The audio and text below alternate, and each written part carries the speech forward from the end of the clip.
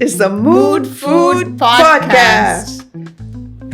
Hi, Dr. Pram. Hello, Preeti. How are you today? I'm good. What are you in the mood for today?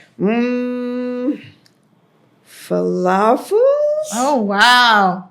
I've been thinking about this. So I think this is one of my favorite foods. And we had a great, visit to King of Falafel in Astoria, Queens, in New York City.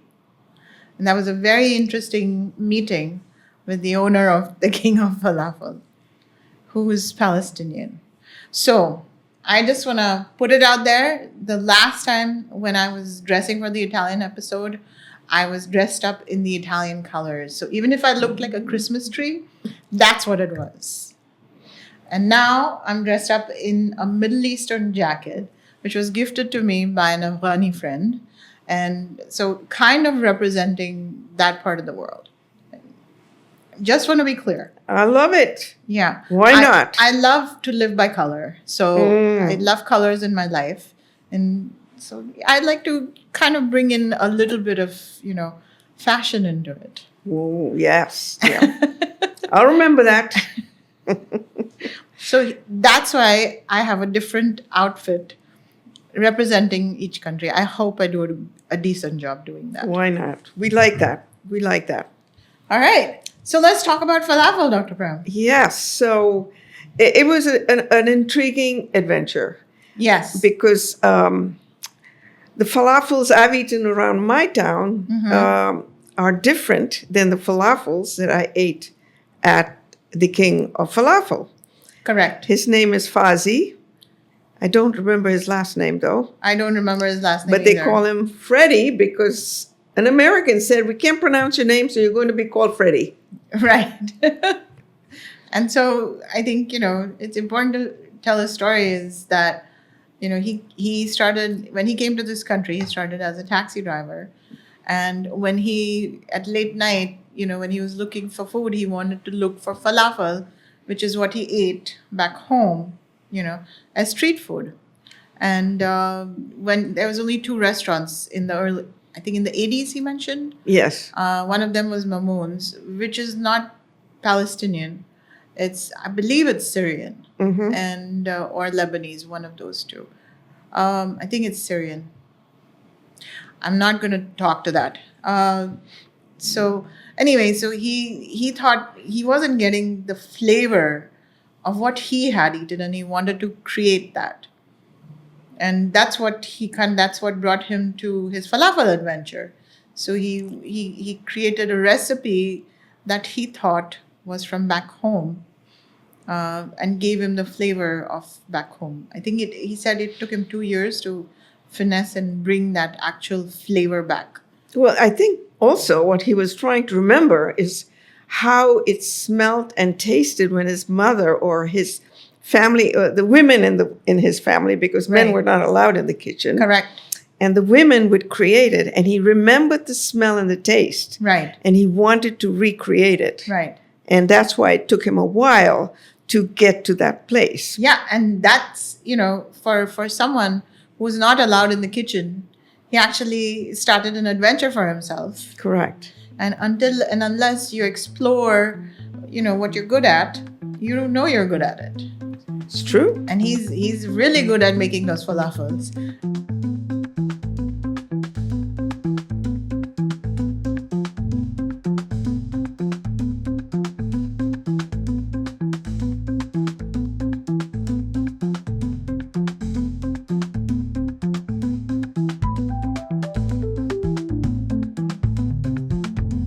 I one in Ditmars, one in Bayside, and one in the city, and we just opened up in Chicago. Really? Wow. Yeah. Move it. All over. It's not.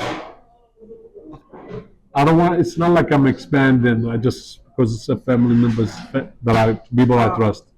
Because I'm a control freak. I want to make sure, like, you had my falafel 20 years ago and you eat it 20 years from now, it's the same. That's what I like, right? That's it. So just for the record, Yes. let's go with your name. My name, Restaurant. original name, Faris Zadia, but everybody knows me as Freddie, King of Falafel, the King. That's right. And my restaurant is King of Falafel and Shawarma, and the only one King of Falafel is Shawarma. It's Palestinian food, Middle Eastern, but Yes. street food. That's all it's all about. So, what inspired you to? Well, I came up in here since the 80s, and I was bouncing from one job to another. When I used to eat falafel and shawarma, I drove at the end of the time when I was driving a cab in the village, the area used to find falafel, used to find shawarma that they make something close, but nothing Right. close, but you never thought about it that much. But in the late 90s, things start changing, like a lot of places start closing down. Okay. So they did not have the same falafel or the taste because they knew the kids took over from Right. their parents. They were just worried about making Changed. money. And it was right after 9/11. I wanted to change, you know what I mean? Yeah. I was thinking about it, but like my thing came in April of 2002. And it was just like not that long yet. It was 7 months before that. I was already prepared when September 11 happened. But Right. I decided, I said, it's going to be tough, but I'm going to do it. Because I wanted to have the same falafel that I grew up with, the shawarma that I Yeah. make. The chicken and rice, I said, because every food court in the city have the chicken rice, but I Right. did my own flavor, my own take into it. Right. It took me almost 2 years before I managed to do the falafel the same way I grew up with Okay. in the late 70s, and until 1981 I left that same taste. So even the shape of the falafel, you see that picture back there, up there? Yeah. That's how we fry the falafel out there, back home, you know what I mean? Uh, I mean, falafel from day one, every customer liked it, but I did not like it yet. Helps. Took me 2 years before until, okay, finally I did got it. And the shawarma, because everybody else, I was basically the first one who brought shawarma into Astoria. I see. Astoria, I was basically the first one to bring the shawarma. Everybody else used to be in the city, other state places, yeah. But Astoria, I was the first one. In Brooklyn, they used to have shawarma. Right. Right. Because, you know, a lot of Middle Eastern people. Over here, you got a lot of Moroccans and all that, but they used to use gyro. Kebabs, everybody. Yeah. And yeah, Steinway, where that Middle Eastern place is, Correct. it was not as big as it is now. There was only a few stores. But it's everything kebabs. For shawarma, you need to be busy to. I remember I used to start with that beef shawarma, like about 15 pounds. And started from 10 o'clock in the morning until 12 o'clock at night. I'm still, at the end of the night, I still have a little bit left. So it used to be a lucky couple of people at the end of the night and just cut it and give it to them. Does it? It was tough. As I said, it was after 9/11. Yeah. Yeah. People pass you by and say you're terrorist. Of course. We Go back. experienced it too. And I refused to let them down. I used to fill up the basket of the falafel. As soon as I hear the train come down, the people come here. Some of them, first when I started doing that, used to run. They used to run. I said, listen, this is falafel. That's not Yeah. bombs, you know. Right. So you guys did the terrorist. I said, I'm not the one who did it. I'm here. And you believe it that we did it? That the second day they found only one passport out of everybody? You know what I mean? So little by little until they start feeling a little trust. Comfortable. Yeah. Until 2004, actually, of August 2000, what was it? When the electricity was dead in New York. It Yeah. was We had two nights. no, the major one, Blackouts. completely major. Yeah. What they had was Manhattan. everything, yeah. So basically, all the restaurants had to close because the hoods you cannot work, Right. Right. no fire extinguishers or anything that could be working, and I was the only one on the street.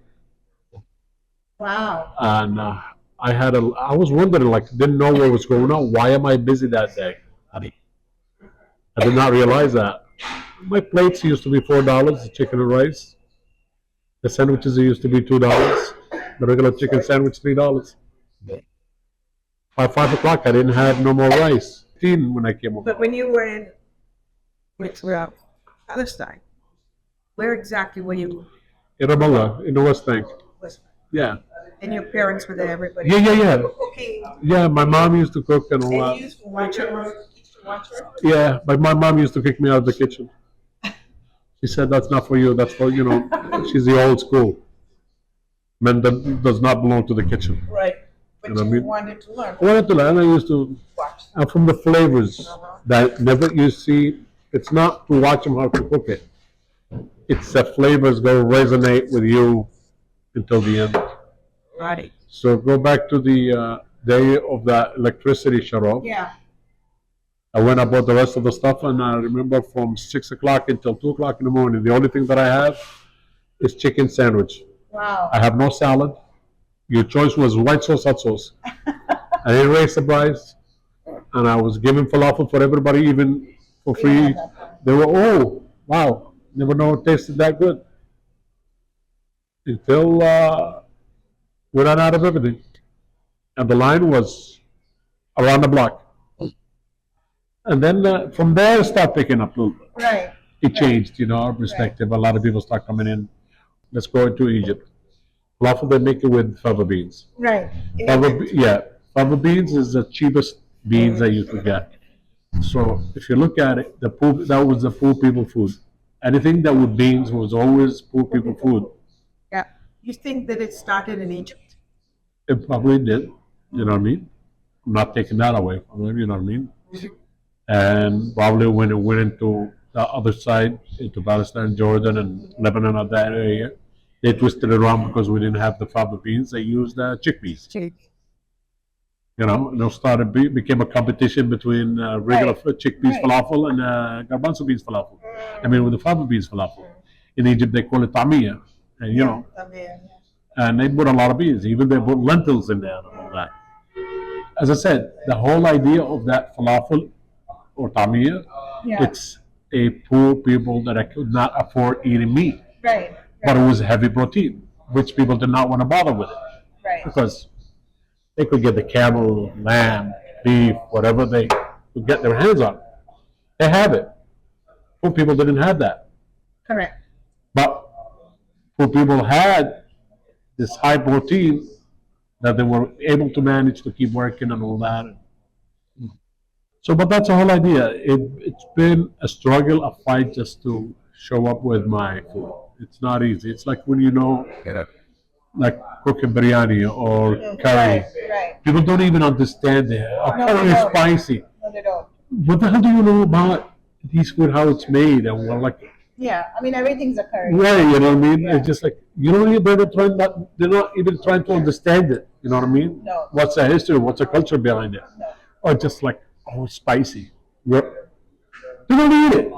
You know what I mean? Or why can't they make it not spicy? Because that's not the way it's supposed to be made. Yeah. They accommodate, some restaurants, they accommodate it, they make it less spicier, but you cannot completely change the whole experience of like when I eat Indian food to accommodate your sweet ass, excuse my language, to eat it.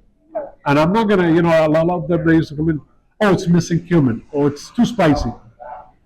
Don't appropriate the food. You know what I mean? No, I don't. Well, that's how I make it. But can you? I said, no, I'm not. So Take it. the Only falafel you make I make everything. is created with what? Chickpeas, onion, garlic, spices. That's it. What spices do you like? It's a blend of spices, about 12 different spices. Is that just basically from Palestine, or is there an First when I started it, Yeah. I used to have one guy mix the spices for me back home.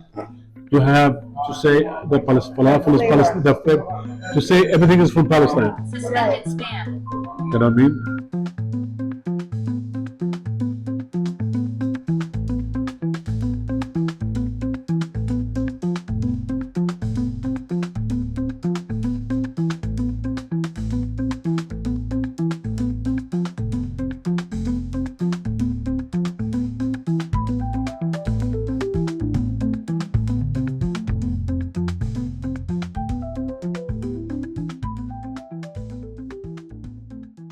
I'm so glad that he decided to share it with all of us by creating a restaurant. Yes. And let's face it, he is very proud of his achievement. Yes. He couldn't talk less of anything because he was so proud of what he had done. Right. That's good. Right. Right. He loves, how he makes his falafel and what he brought to his restaurant. He's very proud of his culture, his country, all of those. And I don't know if you mentioned, but Fazi or Freddie is Palestinian. Correct. And so I think you did some research on it and you were talking about how falafel was the country's. Well, basically, who started falafels? Let's put it that way. Yeah. And it's believed that it started in Egypt because the Coptics didn't eat meat during Lent. And so they would make it with fava beans. And they call it famia. But then it spread to Lebanon and Syria and Israel and Palestine. Right. And they would make it with chickpeas because that was most commonly found there. And that's how falafel evolved. And in the 20th century, of course, it's global. Everybody has some form of falafel, even though it is a symbol of the Middle East. So what is a falafel is the question. Right, right. And it's a deep fried ball or patty made with ground legumes, typically chickpeas or fava beans, or a combination of the both. And it's seasoned with herbs like parsley, coriander, garlic, and other spices, again, depending on the region, and including cumin and paprika. And it's often served on a pita bread and topped with tahini, hummus, pickles, fresh vegetables, and for people like me, hot sauce. Right. And so they also have the fermented, fermented vegetables. So like beets, carrots sometimes, but mostly like cabbage and beets and pickles that go into it. Right. So my favorite place that I've eaten falafel for the last 30 years is Naomi's. Which is also in Queens, but they make an Israeli version of that. And they put out, all these different, it's like a huge buffet of fermented, vegetables. So they have the pickled peppers, they have pickled beets, pickled horseradish, pickled, I don't know what you call it, but it's like another form of radish. And cabbage, all of those Sometimes things. they even have carrots, but Carrots, yeah. It's just interesting because, everybody claims in the Middle East that they are the people who, it's their national dish. Right. So the Palestinians, they seem that it's a symbol of Palestinian identity and heritage. Interesting. Tied to land and food sovereignty. And the Lebanese and the Syrians say it's common in meze platters, and popular as a fast food. In the Western countries, they embrace it as a healthy plant-based option, a symbol of Middle Eastern cuisine in a multicultural cities. Interesting. Interesting. So I think, there's always a debate. Who makes the best falafels? Correct. The Syrians say they do, and the Egyptians say it's ours. The Lebanese say we do. And so I think even the falafels that they're making, this guy's was oval in shape. The ones that I eat in Naomi's are round. And some of the Lebanese falafel I've eaten is kind of flat with a little bit of a hole in the middle. So they're made also a little, differently in shape. But I think the dough, essentially, when they make it, is from chickpeas and the different lentils that are soaked. Right. And then the spices and the herbs are added. After they make the dough and everything, and then they add everything. Right. And it all goes in variations from different countries. So the Arab countries make it differently with different herbs and spices. And so Palestinians do the same. And as I was saying, it's very familiar in Asia. And in India, for example, it's pakoras and bhajias, masala vada. And in Burma, it's baya kwab. In Indonesia, it's perkidela. In Sri Lanka, it's Paripu Vadai. And in Vietnam, it's Cha Du Song. And there are also similar in, say, in United States. Right. And in both North and South America. And let me pull that up. And for example, in Europe, it's in like France and Spain and Netherlands, it's called croquettes. In Italy, it's polpette di sisi. In Denmark and Germany, it's Frankendelian. And in South America, the southern part of North America, it's hush puppies. This is usually cornmeal dipped with different savory things and maybe served with seafood and not necessarily vegetarian. Also known as vegetable patties in this country. Fritters is another word for it. In South America, it's called arcaraj or arpitas. And in Mexico, it is tortillas de verdura. Did I say that right? Correct. Tortillas de verdura. All right. So basically what they are legumes, grains, and vegetables. They're all fried, and they're all street food, and they're all meat alternatives or comfort foods. And what is street food? It's not highly processed. I wouldn't call it not processed at all. It's not highly processed, but it's so delicious. Correct. Yeah. It's quick, easy, and it's satisfying. Right. It just Right. hits the spot. Correct. So it's comfort food. Yes. Yes. It's fabulous comfort food. And it's healthy because it provides an alternative protein to you, right? And so you're actually eating something that is good for you. Right. And then you add the vegetables on top of that. So whether it's lettuce, tomato, the fermented, so prebiotics, probiotics, everything's in there when you're making a sandwich. My favorite way of eating it is with the falafel in the pita with the fermented peppers, because I love spicy food. And, I shouldn't say spicy food, hot food. And so, with the cabbage and the beets and the radish, my mouth is watering, Dr. Pram. Okay, it's very appetizing. It's very very appetizing. And I think it sets the stage for the rest of the meal. Yeah. If you are ready for the rest of the meal. But it also makes... It's a whole meal by itself. Yes, it is true. Because I ate couldn't that even sandwich finish and the I thought sandwich. I was like overfilled. I could have eaten half a sandwich and be fine. Right. And that's kind of what it is. It's heavy, So if you're eating a burger and you have a meat patty in there, it's a whole meal. Yes. In a similar way, this is a whole meal, except you're eating plant-based protein as opposed to meat, which is my kind of protein that I would eat. Correct. So, and it's delicious. It's True. delicious in coming from any country. That is true. That is true. Yeah. Yeah. So, like bhajias, my mom used to make.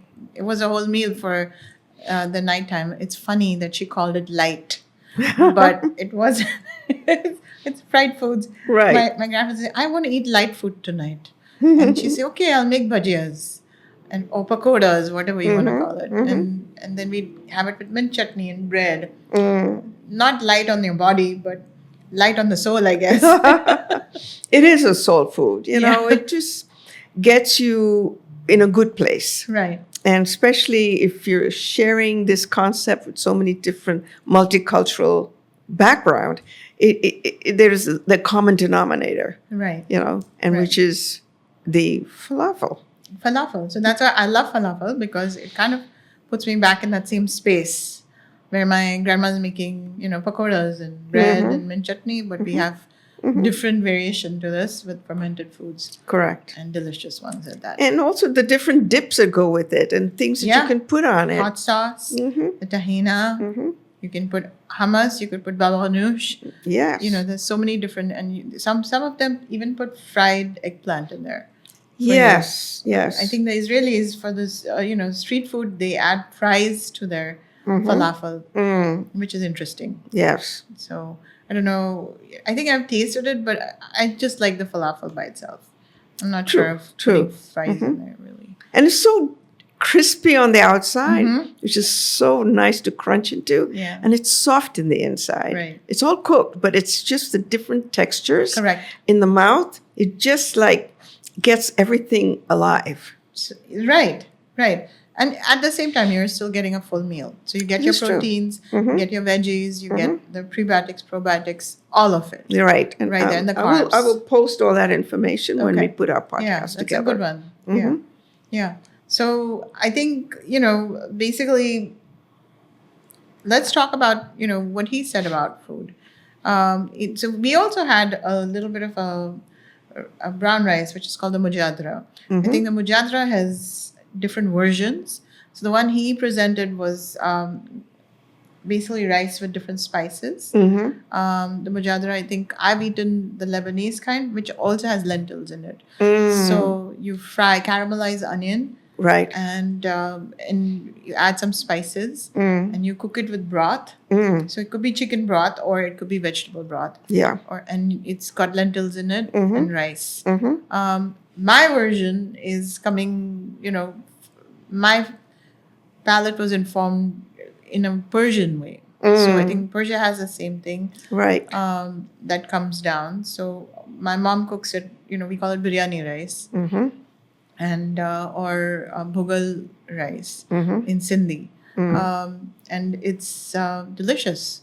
It's very delicious. So we eat it with vegetables or dal and all of that. And so you see that, he made a combined version, his own kind of biryani with maybe lentils in there. So it was kind of nice to see It was very, very, it was light. It wasn't super heavy, though. No. Though I didn't eat the whole thing, but I Yeah. mean, it just cleaned the palate for more falafel. More falafel. So that was kind of cool. Yeah. So how would you rate that, Dr. Pram? Mind, body, and soul. I think, I just loved being there, Yeah. being in that atmosphere of the passion of Freddie and the way he made it. It really helped me digest the food better. So in Right. terms of the body, I felt great. Right. In the mind, the knowledge of what I'd Yeah. learned Yeah. from Freddie was incredible. Right. I've never been to Palestine or ever met a Palestinian, so as to speak, but to feel that passion really was very intellectual for me. Correct. And of course, the soul food, it is soul food. It is soul food. Yeah. So I think for the body, would you call it an 8 or 10? Pretty close to a 10. Pretty close to a 10. The mind and the soul, I think, it satisfies your mind, so your soul feels good. So it's comfort food Yes. to the max. So I would give it a 10 on that as well. Yeah. Right? And so, yeah, it's good for you. And he also had shawarma there. Yes. Shawarma usually is made from Meat. lamb. But he explained how the version of shawarma that's made around here is not quite all lamb. There's a bit of beef in there. So whoever is eating shawarma, make sure you're asking those questions Right. when you're eating the shawarma. Yeah. I think that's what I want to say to the viewers. I loved going there, just kind of getting there, when we got off and we were walking. How many different languages did we hear? by Oh the my time God, got to we the couldn't. restaurant? Nobody spoke the same language within 2 minutes of where we were, you know. Right. It was always a different language that you could hear. Yeah. It's just so remarkable. And so Yeah. to know that the world has all of this, Right. that maybe living where I live is too insular, but we Correct. need to really branch out and learn more about other cultures. Yeah, yeah. So I see this, recurring food group that's coming through, whether it's Indian, whether it's Italian, whether it's Middle Eastern, fermented foods. Yes. What role does that play, or why do you think these cultures have fermented foods as part of their It's daily because diet? of many reasons. Number one, you have to preserve this food after harvesting it, and be able to eat it when you can't get it anymore. So it has to be preserved and pickled, and that's what fermentation does. Right. The other part of this is that it's part of their culture. I think also these countries have a lot of, their summers are hot. Yeah, the seasonal. It's seasonal. So Yes. because their summers are hot, they cannot eat hot food when it's that hot. So they have to cooking, now we have air conditioners and kind of Or insulated in the refrigerators house. and so many other things. Right. Yeah. At a time, way back when is not even way back when, maybe about 10, 20 years ago, where air conditioning was not something that happens in all the countries. You see it a lot in the US, but you don't want to be standing in the kitchen for hours cooking in a hot, in front of the fire, hot fire. So do you think fermented foods serve their bodies to kind of reproduce Well, let's the put it this way. microbiome? Yes, it's very important for putting in the good prebiotics and probiotics, Right. because they contain both. Right. And especially the food, if it's mixed with the food of that at that point in time, helps to grow Yeah. the microbiomes in the body. So it has a great beneficial effect. So does that relate to summer, or it could be like, is it I always think of it from an Ayurvedic point of view. Some foods are cooling, some foods are hot. True, that's also in Chinese medicine. Yeah. But when you know that to keep it efficient, your body system, to make things work well, Yeah. some amount of fermented food needs to be there. Okay. Yeah. Not a lot, just a little bit, Right. just to get the whole digestive process going Okay. for the body. Yeah, and it's also good for, like, if you have stomach upsets, Mm-hmm. so your microbiome is not 100%. Correct. That's when you get stomach upsets. But all cultures have it. Yeah. The Europeans have the sauerkraut. The Koreans have the kimchi. Correct. In the Mediterranean countries, they're making either kefir or cheeses that are fermented in a Right. certain way. Right. So there are ways that you can ferment this, and Right. vinegar is one source of fermentation. I know in India we use a lot of spices Right. as part of the like pickles, Correct. in making the fermentating Correct. process. We don't add any vinegar in it, but No. we do add mustard seeds, Yes, which kind of provides the base for the fermenting. correct. So we keep it in the sun, Mhm. and those, whether it's raw mango or any kind of pickle. So whether it's carrots, it's lemons, Yes, all kinds that we make, it's actually fermented in the sun. in the So sun. it's actually imbibing the qualities. So you get a vitamin D, vitamin C, prebiotic, probiotic. Yes. Great way of consuming. Using nature as food, as our cure. Right. Right. Yeah, because it's all there in Yeah. nature. Yeah. You just have to look for it. Right. So I guess in Italy they use vinegar, and in the Middle East also they use their version of Well, pickling they've used things. lime, lemon, things like that as Right. part of their fermenting process. Yeah. How do you make yogurt or kefir? Is you break the milk with the lemon. Right. So also cheeses, for that matter. Mhm. So when we talk about mozzarella, or you talk about cheese that is served in the Middle East, a different version of it. I can't remember off the top of my head.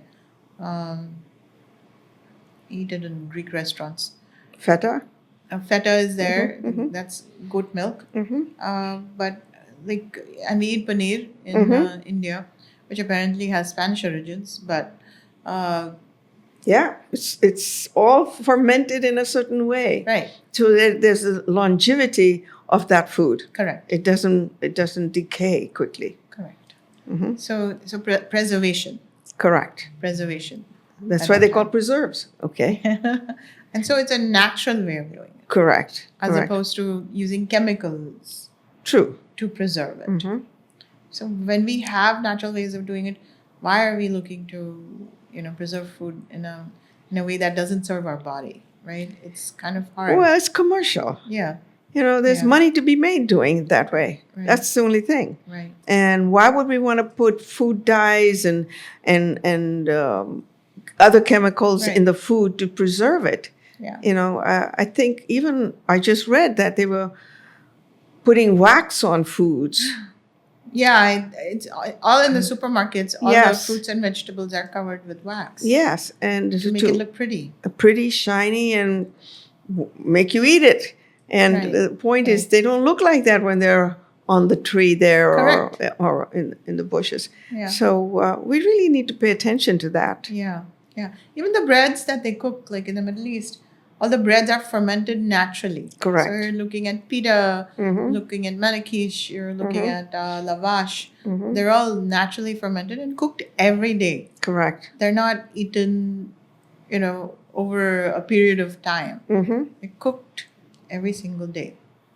And even, I would say, even the Italian and French breads, even to make them this long, I mean, Yeah. it's for the whole family. Right, right. Like, It's fresh. it's fresh and you share it with the whole family. Yeah. And in those days, I guess the families were much larger Correct. than where we are now today. Right, right. So I think the focus is, essentially eat fresh. Eat Exactly. fresh food. Hmm. So I don't know if there's anything else that you'd like to add to this conversation, Dr. Pram. I will give you the notes on the nutritional value of this. Okay. We'll post it on the podcast thing, and hopefully our viewers will enjoy it. And please forgive me if I kill the names of all these falafels all over the world. But listen, they all taste good. They do. They absolutely do. I've eaten many versions of it, and I can tell you they all taste good. Right. In different forms, but it's excellent food. Hmm. So And that's how the world will come together. Vote for falafel. We'll all come together. and that's why I want to say balance your mood Hmm.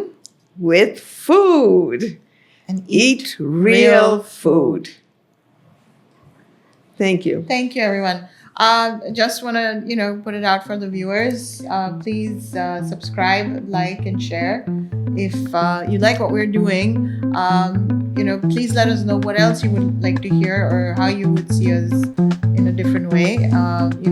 Questions, comments, however you want to interact with us. Appreciate you watching this. Thank you. I look forward to hear from everybody. Take care.